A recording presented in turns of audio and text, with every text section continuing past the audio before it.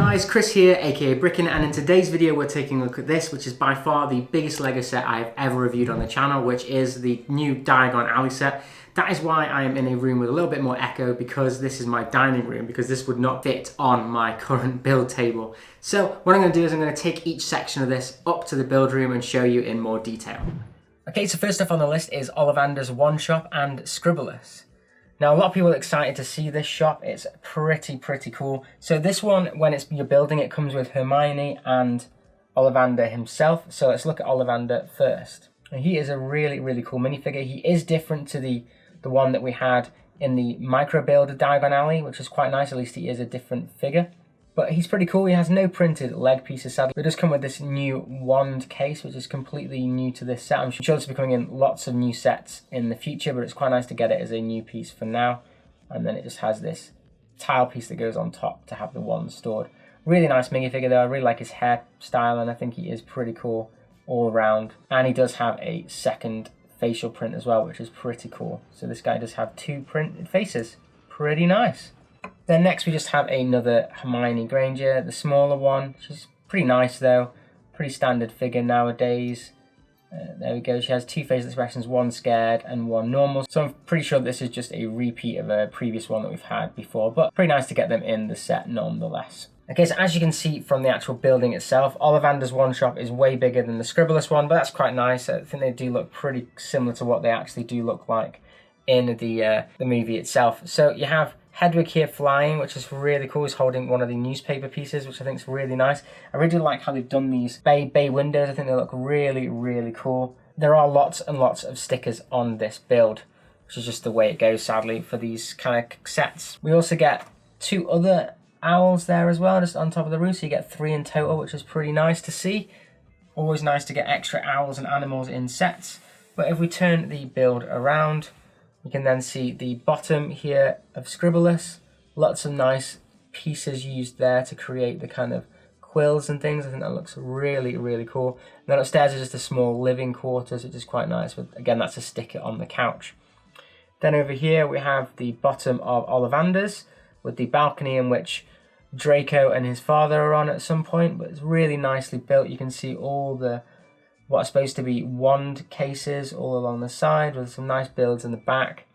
And what's really cool about this set is you can actually turn the staircase out. So if you wanted to use it for playability features, you can get your hands more in there and see more of the details, which is really nice to see. And it definitely does look very colourful with all these wand boxes and things and around. Very cool. So although there are lots of stickers on the front and things inside, this one is actually the set with the smallest sticker sheet, as you can see here. Not too many stickers for this build, but still quite a lot for a normal set. Okay, so for the next set of buildings, we have the quality Quidditch supplies and the daily profit. As for this one, the quality Quidditch supplies is way bigger than the daily profit. The daily profit is more of a side building over here, but it looks really cool. So, okay, so the two minifigures that come in the bags to build this one is actually Ron Weasley and the daily profit photographer. So let's take a look at the photographer first. He uses the scarecrow hat again, but in a different colour, pretty cool. And this is quite a nice buildable camera piece here that you can see. Really does look like the one in the film though, so I think that's really nice. There you go, you can see his nice little printed waistcoat, and again he has printed back too, and he does have two facial expressions, which is really nice to see. So he's got one where he's a little bit grumpy, and then the other one where he's more happy. So really nice character. He's using the smaller legs. I think he is quite short in the films though, so it kind of shows that he doesn't have to be a child to use those little legs. Again, he's probably one of my favourite figures in the set. I do think he looks pretty cool, even though a lot of people don't like him too much. I think with this camera piece, he does look pretty awesome. And then next we have Ron. Again, I don't know why he's in this set in particular, but I think it's just so that there's so many bags to do. So here's Ron. Pretty generic as normal. He also has a scared face as his secondary facial expression. So I think these are just reuses. You have to let me know in the comments down below if this is a unique cape or not, but I don't think it is. I think this torso is a pretty generic one that we've seen before. Okay, so let's get on to the buildings itself. And it is really cool again. I actually love this. I'm not too keen on pink in general, to be honest. It's a very garish colour in the LEGO colours, but I think how they've used it here, I think it looks really cool, and it really weirdly goes well with the green. I don't know why it goes so well with that green, but you see the cobblestones at the front, then we have the daily profit front door here, and then the bay windows here, which are facing slightly forward because it's actually put together on this one Technic pin there. So this actually does rock up and down if you move it. But a pretty interesting build technique nonetheless. It's got a really big Quidditch flag here, which is pretty cool. Daily Profit one, and just a like Hogwarts one here as well. Pretty nice to see, and I do really like the built Quidditch sign on the front. Again, these are all stickers, no prints here sadly, but this one isn't too bad of a sticker sheet either. It's this is the sticker sheet for this one, so you can kind of tell how many stickers you have for these buildings. Before we go into the inside, you can also see on the roof there are lots of the newspapers lying around, and it also has these really nice newspaper build pieces here, which is quite interesting. They're actually window pieces with a print on. They are printed, which is quite cool. But turning around to inside the supplies and the Daily Profit, you can see the Daily Profit is just a tiny place, and this has just got quite a nice build here with all the newspapers in, and then a spider up at the top just to kind of give it some variety, but not much in there. And then inside here you see all the Quidditch supplies, which is really cool. You got the Nimbus 2000 in the window, lots of like clothing and the batons and things for playing Quidditch, which is really cool. And then you do have a minifigure in the shop window, which is actually with the supplies, as well as one upstairs as well. So that is adding to the minifigure collection really, which isn't too bad. So I'll get this out to show you in a second. You also have the brooms upstairs where it says that you can actually test pilot them if you want to, and some more boxes and things around. So pretty cool. A really nice build. I do like this shop. It's one of my favorites actually. But again, this set says 14 on the box, but there is a secret minifigure in the last packet. And there are two here as well, because you have the upstairs one here. This is one of the dummies, which is showing off the clothes, which is quite nice to see. So he just has a black minifigure head, but they are technically minifigure pieces. So that makes it then 16 minifigures. And then you get another one at the front, which is showing the Quidditch outfits in yellow. Which is really nice to see there. And again, he has a black head too, and the broom, but that's another one. So that's technically then, you're getting up to 17 minifigures. So it's not actually as bad as we initially thought for the minifigure selection, but they're not people walking around the streets, so that makes it a little bit bare. So last thing is at the very top as well, we also have another built bit here, which actually has a rat up at the top. I don't know if that's meant to be Ron's rat or not, but it's up there anyway with a cheese wedge, and it has more papers up there, so I don't know if that's supposed to be extra storage for the Daily Profit or whether it's just kind of what they've got lying around up at the top.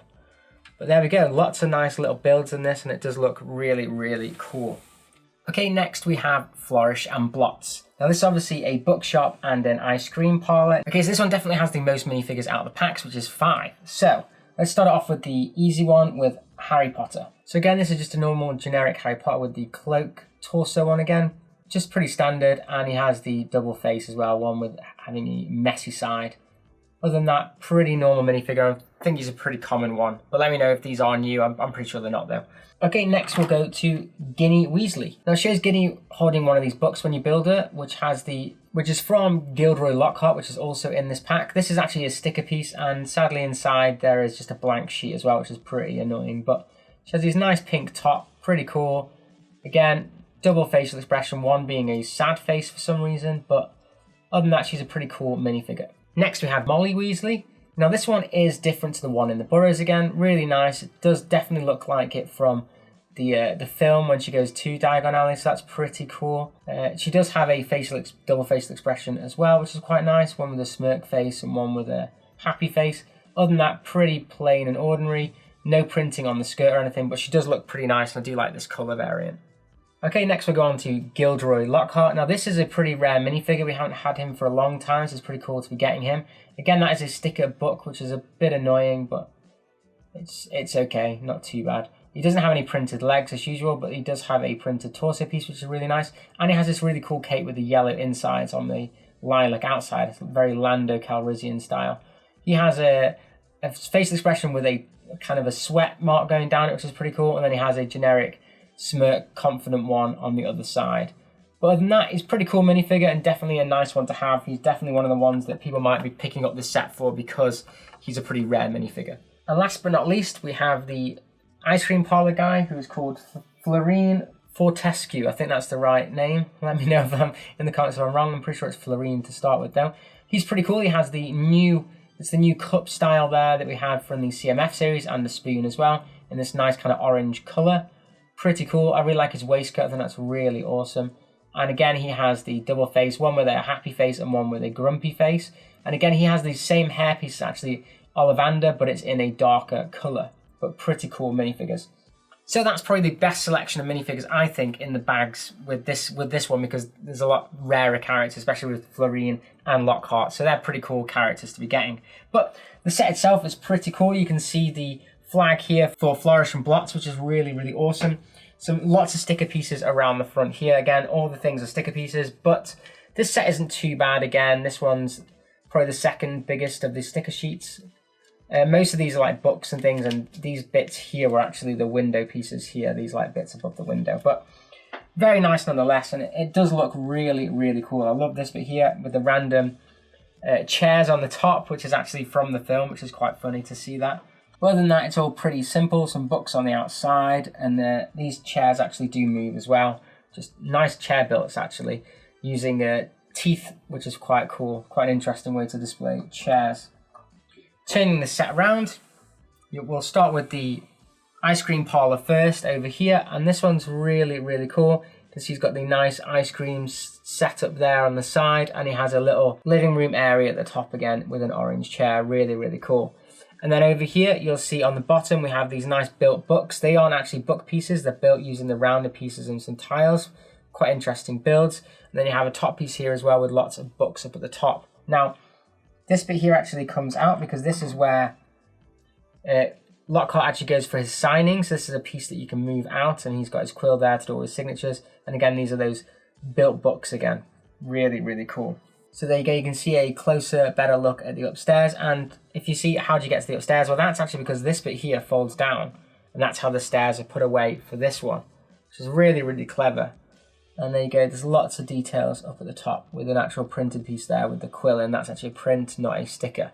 And finally we have Weasley's Wizard Wheezes and Knockturn Alley. So this one you have 4 minifigures in the pack. You have Fred and George, and actually Fred and George are different. They have different coloured waistcoats. So this one here has the brown waistcoat, so that means that he is Fred.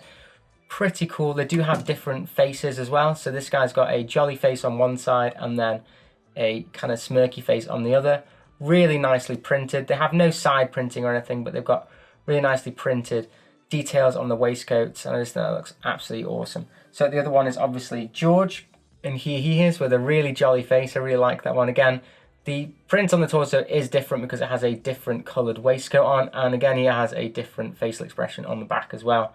Pretty cool though. I do like these characters, and a bit annoying that we got these guys in the CMF series as well, in my opinion, because you're now going to be getting duplicates of George and Fred, whereas we haven't actually had them for absolutely ages. So it would have been pretty cool to have had them maybe later on in another series now, because we had them in the Burrows earlier on this year and this set now as well. So we hadn't had them for a long, long time, and now we've got kind of 3 different variants of the same characters. But it's pretty cool to get those characters anyway. It's better than getting Ron, Hermione and Harry all the time, which again we do have in this set.